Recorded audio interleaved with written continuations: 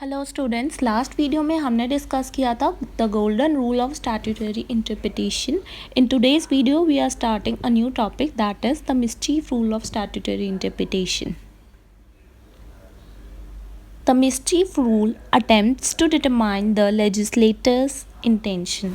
Mischief rule determine करता है legislator की इंटेंशन को जानने में कि उसने जो लॉ बनाया है वो क्यों बनाया है. ठीक है, मिस्चीफ रूल ये बनाने में अपना ध्यान लगाता है. अनलाइक जो हमने लिटरल रूल और गोल्डन रूल देखा उसमें कोई भी अब्सर्डिटी है लॉ में वो देखा जाता है, लेकिन मिस्चीफ रूल में ये डिटरमाइन किया जाता है लेजिस्लेटर की इंटेंशन क्या थी ये लॉ बनाने के पीछे.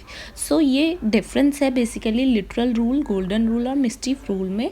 लिटरल रूल और गोल्डन रूल में देखा जाता है कि अब्सर्डिटी कहाँ आ रही है लॉ में, व्हाट इज़ अब्सर्ड, जिसको कोर्ट अपने हिसाब से डेविएट करेगा लॉ को. ठीक है, बट इन मिस्चीफ रूल वो लेजिस्लेटर की इंटेंशन को देखते.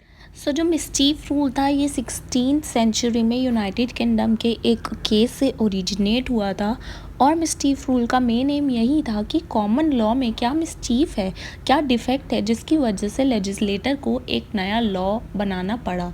तो मिस्चीफ रूल बेसिकली इसको ही डिटरमाइन करता था कि जो नया लॉ बनाया गया है ये क्यों बनाया गया है, पिछले लॉ में क्या डिफेक्ट थे, क्या मिस्चीफ था जिसकी वजह से एक नया लॉ लेजिस्लेटर ने बनाया. ओके, सो जो मिस्चीफ रूल था ये यूज़ करते थे जजेस मिस्चीफ रूल को यूज़ करते थे in statutory interpretation in order to discover legislature's intention.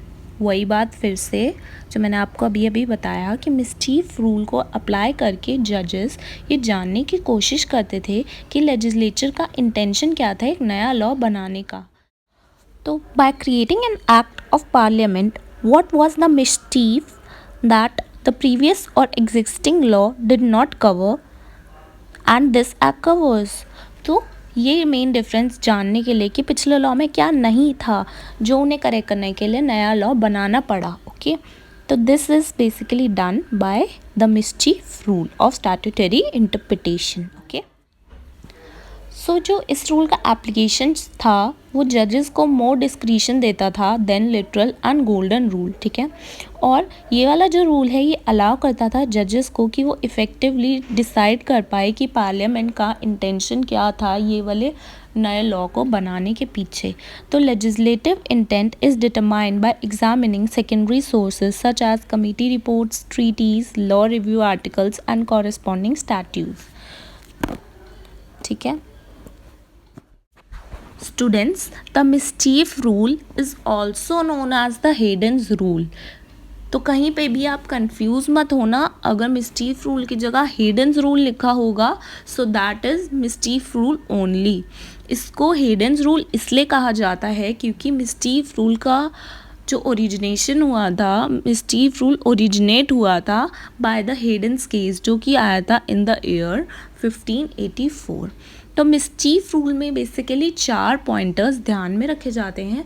तो जो पहला क्वेश्चन ये है, what was the common law before the making of the act.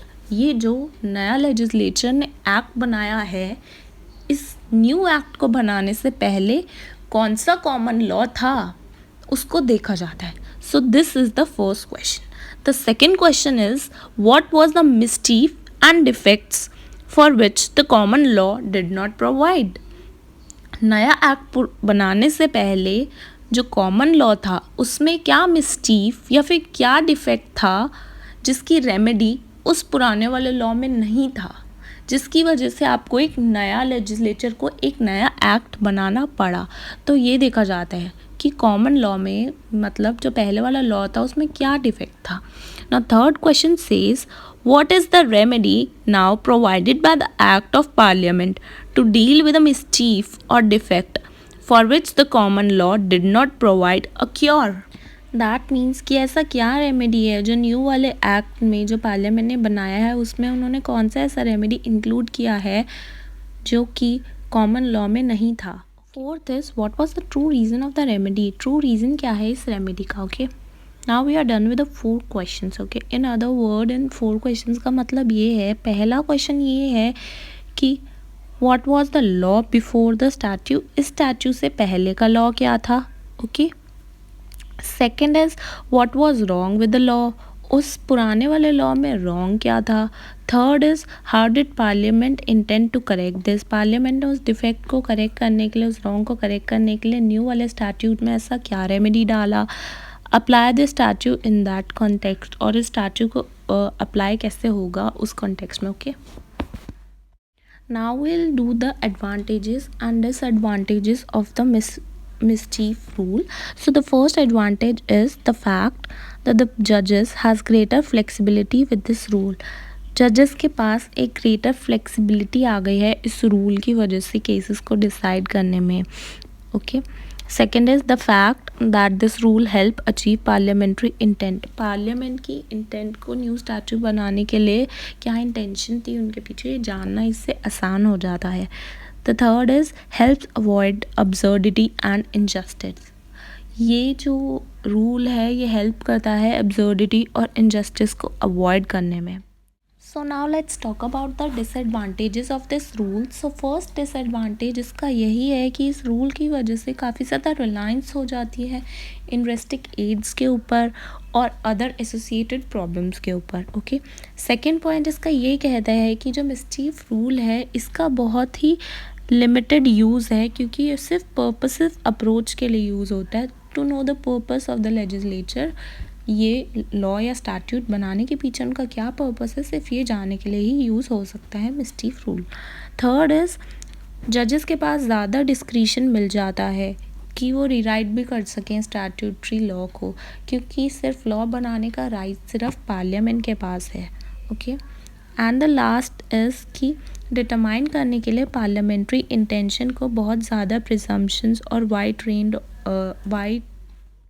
और the fourth point is parliament की सपोज्ड इंटेंशन को जानने के लिए काफ़ी wide range of aids and presumptions की नीड होती है. Now we are done with the advantages and disadvantages. Now let's move to the case laws. The first case is Smith versus Hughes जो कि 1960 में आया था. तो हम पहले लॉ जानते हैं. So the street offence act 1958 says that it is an offence to solicit in a street for the purpose of prostitution. ठीक है, ये कहता था लॉ. अब फैक्ट्स देखते हैं इस केस में क्या था. फैक्ट कहते हैं कि some prostitutes were accused of soliciting contrary to this act. ठीक है, कॉन्ट्रैरी टू द एक्ट कैसे, क्योंकि लॉ ने बोला था कि वो स्ट्रीट पे नहीं जा सकती for the purpose of prostitution. ठीक है, इसलिए वो अक्यूज्ड थी इस केस में क्योंकि उन्होंने स्ट्रीट पे सॉलिसिट किया था. ठीक है. So the defendant along with the other prostitutes sat on the balcony or inside a building tapping on the window to attract the attention of the men in the street. ये थे facts. तो according to the law में कहा गया था कि prostitute street पे नहीं solicit कर सकती. ठीक है, लेकिन फैक्ट्स में ये था कि prostitute street पे आकर solicit कर रही थी जो कि एक्ट में लिखा हुआ है. लेकिन डिफेंडेंट ने कहा कि और जो उसके अदर प्रोस्टिट्यूट्स थी उन्होंने कहा we were not on the streets, we sat on the balcony. ठीक है, और inside a building tapping on the window to attract the attention of the man in the street but we didn't came to the street. Okay. Now apply the literal rule. अगर literal rule apply होता तो क्या वो guilty होते. सो देखते हैं court ने इस केस में क्या कहा. ओके. सो कोर्ट ने कहा कि अगर इसको लिटरली इंटरप्रेट किया होता तो there would therefore be no offence applying the mischief rule. ठीक है. So it did not matter that the women were not on the street themself as they were still soliciting men in the street. तो court ने बोला कि अगर literal rule apply होता तो वो गिल्टी नहीं होते, therefore there would be no offence. लेकिन कोर्ट ने इस केस में मिस्चीफ रूल अप्लाई किया और कहा कि ये मैटर नहीं करता कि वुमेन स्ट्रीट पे थे या नहीं थे, they were still soliciting the men. ठीक है. So the court said it did not matter that the women were not on the street themselves as they were still soliciting men in the street. ठीक है, which was what the act was designed to prevent. तो court ने mischief rule लगाते हुए बोला कि जो law है, जो एक्ट है, वो इसलिए डिज़ाइन किया गया है ताकि प्रिवेंट किया जा सके सॉलिसिटिंग ऑन द स्ट्रीट। ठीक है, so they were therefore found guilty. So basically court ने ये कहा, लिटरल मीनिंग के हिसाब से इंटरप्रेट किया जाता तो वो गिल्टी नहीं होते, क्योंकि मिस्चीफ रूल अप्लाई किया है तो वो गिल्टी होंगे, क्योंकि ये मैटर नहीं करता कि वो प्रोस्टिट्यूट स्ट्रीट पे थी या नहीं थी। ठीक है, क्योंकि वो सॉलिसिट कर रही थी मेन को स्ट्रीट पे। ठीक है, एनीवे एक्ट को इसलिए डिज़ाइन किया गया था ताकि soliciting of the main and street को रोका जा सके। तो therefore they were found guilty. Okay, so now we are done with the mischief rule of statutory interpretation. You can rewind the video and watch it again for the better understanding. Also, you can pause the video and copy down the notes if you want. These notes are perfect for your long answer including case law. If this video was helpful to you, hit the like button. Also subscribe my channel for more such videos. Thank you.